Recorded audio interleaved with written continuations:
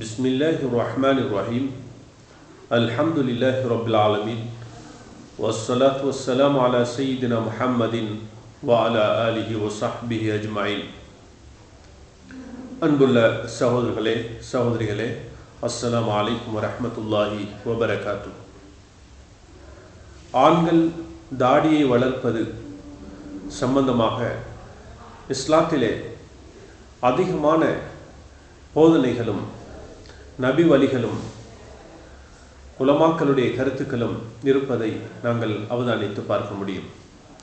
ஒரு ஆண் தனது முகத்தில் உள்ள அந்த தாடியை வலிப்பது அல்லது சிரைப்பது சம்பந்தமாக, அல்லது அந்த தாடியை ஷோட் பண்ணுவது, கட்டையாக்குவது சம்பந்தமாக இஸ்லாத்துடைய கருத்து எவ்வாறு இருக்கிறது என்று நாங்கள் இந்த நேரத்தில் சிந்தனை கெடுப்போம். தாடி வலிப்பது அல்லது சிரைப்பது இஸ்லாத்துடைய பார்வையிலே ஹராமான தடுக்கப்பட்ட ஒரு விடயமாக இருந்து கொண்டிருக்கிறது. அதுக்கு பிரதானமான காரணம், அது நபி வழிக்கு மாற்றம்.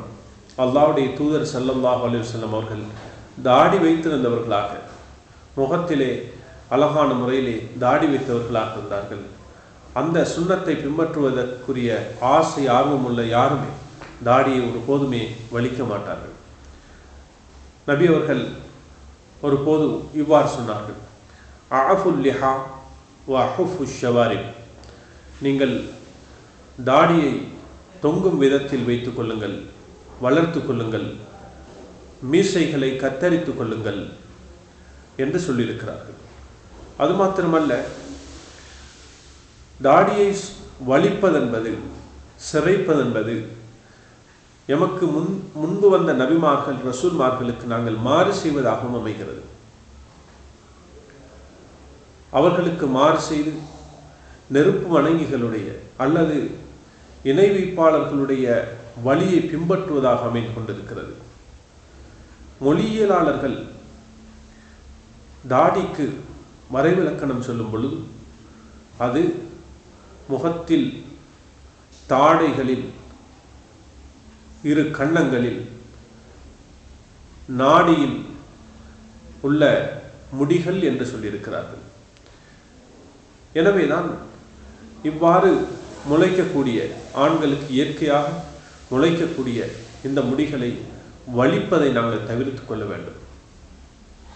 அந்த தாடியை ஷோட் பண்ணுவது கூட, கட்டையாக்குவது கூட இறைவனுக்கு மாறு செய்வதாக, அல்லாஹ்வுடைய தூதருக்கு மாறு செய்வதாகவே அமையும்.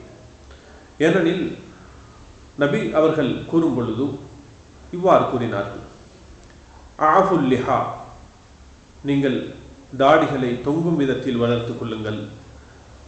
வேறொரு வார்த்தையிலே, வேறொரு ஹதீஸிலே வ அர்ஹுல் லிஹா, நீங்கள் தாடிகளை தொங்கும் விதத்தில் வளர்த்து கொள்ளுங்கள்.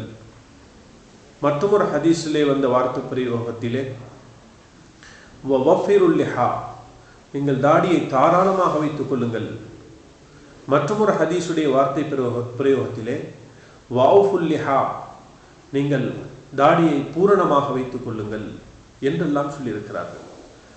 இந்த ஹதீஸ்களுடைய வசனங்கள் எதை போதிக்கிறது என்று சொன்னால், இந்த தாடியை வலிப்பது கூடாது என்றும், அதிலுள்ள தாடியை கடுமையாக அந்த ஷோட் பண்ணுவது, இருக்கக்கூடிய தாடியை ஒரு பிடி அளவு பிடித்து அதில் அதன் மேலதிகமாக வளர்ந்ததை வெட்டி அதனை அழகாக வாழ்ந்து வைப்பதை இஸ்லாம் தடுக்கவில்லை.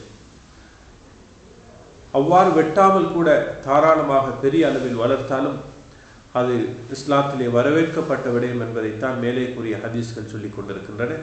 அதே நேரத்திலே தாடியை, இருக்கக்கூடிய அந்த முடிகளை கண்ணியப்படுத்தி அழகான முறையிலே அதை நெறிப்படுத்தி வாழ்ந்து சுத்தமாக வைத்திருப்பதை இஸ்லாம் தடை செய்யவில்லை, அதை ஏவி இருக்கிறது.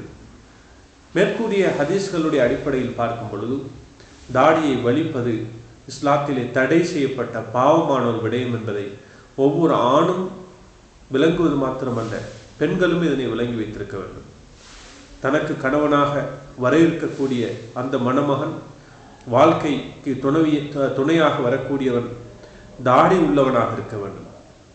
அதன் காரணமாகத்தான் ஒரு பெண்ணிடத்திலே தாடி வைத்த ஒரு கணவன் தனது கணவன் சம்பந்தமாக கேட்கப்பட்ட பொழுது அவள் சொன்னாலாம், நான் ஒரு ஆணைத்தான் திருமணம் செய்திருக்கிறேன், பெண்ணை அல்ல என்று சொன்னாள். ஆண் தாடி வைத்திருப்பதால் பல சந்தோஷமான பல விடயங்கள் அதில் இருக்கிறது என்பது மாத்திரமல்ல, நபி வழியை பின்பற்றிய ஒரு தாடி வைத்த ஒரு ஆண் தான் எனக்கு மணமகனாக வர வேண்டும் என்ற உணர்வு, ஒரு ரோஷம், இஸ்லாமிய உணர்வு இருக்க வேண்டும் ஒவ்வொரு பெண்மணிக்கும். அது மாத்திரமல்ல, சில பெண்கள் தனது கணவன்மார்கள் தாடியை வலிப்பதற்கு காரணமாக இருக்கிறார்கள். மேற்கத்தியவாதிகளை அல்லது சினிமா நடிகர்களையும் பின்பற்றி அவர்களை போன்று எங்களுடைய கணவன்மார்கள் தாடியை வலித்து கொண்டிருக்க வேண்டும் என்று சில பெண்கள் கணவன்மார்களை பார்த்து சொல்கிறார்கள். அதுக்கு காரணமாக இருக்கிறார்கள்.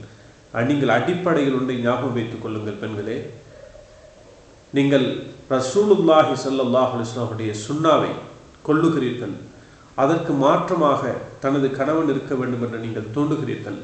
அந்த பாவத்தை அந்த கணவன் செய்வானாக இருந்தால் அது வரக்கூடிய குற்றங்கள் பாவங்கள் உங்களுக்கும் வந்து சேரும் என்பதில் எந்த விதமான சந்தேகமே கிடையாது. எனவேதான் தங்களுடைய கணவன்மார்கள் தாடி உள்ளவர்களாக இருப்பதற்கும் அதனை ஒழுங்காக வைத்திருப்பதற்கும் பெண்களும் உதவியாக இருக்க வேண்டும். ஆண்களாகிய நீங்கள் மேற்கத்தியவாதிகளுடைய அல்லது இஸ்லாத்தை புறக்கணிக்கக்கூடியவர்களுடைய வழிமுறையை பின்பற்றாமல் அனைத்து நபிமார்களும் ரசூல்மார்களும் அதற்கு அனைத்துக்கும் மேலாக எமது கண்மணியான ஸல்லல்லாஹு அலைஹி வஸல்லம் அவர்கள் தாடி உள்ளவர்களாக இருந்தார்கள். அந்த முறையில் தான் நானும் இருக்க வேண்டும். நான் கபருக்கு செல்லும் பொழுது திடீரென மரணம் வந்தாலும் அல்லது தாமதித்து வந்தாலும் நான் மரணித்து என்னை கபரில் வைக்கக்கூடிய நேரத்தில் நான் நபிகளாருடைய சுன்னாவை பின்பற்றியவனாக, முகத்தில் அருமையான தாடி உள்ளவனாகத்தான் நான் மன்னரைக்கும் செல்ல வேண்டும் என்ற உணர்வு ஒவ்வொருவருக்கும் இருக்க வேண்டும். எனவே எல்லாம் அல்லாஹு தஆலா அதற்கு அனைவருக்கும் நல்லுதவி செய்வானாக. வாஹு தாவானா அல்ஹம்துலில்லாஹி ரப்பில் ஆலமீன். வஸ்ஸலாமு அலைக்கும் வரஹ்மத்துல்லாஹி வபரகாத்துஹு.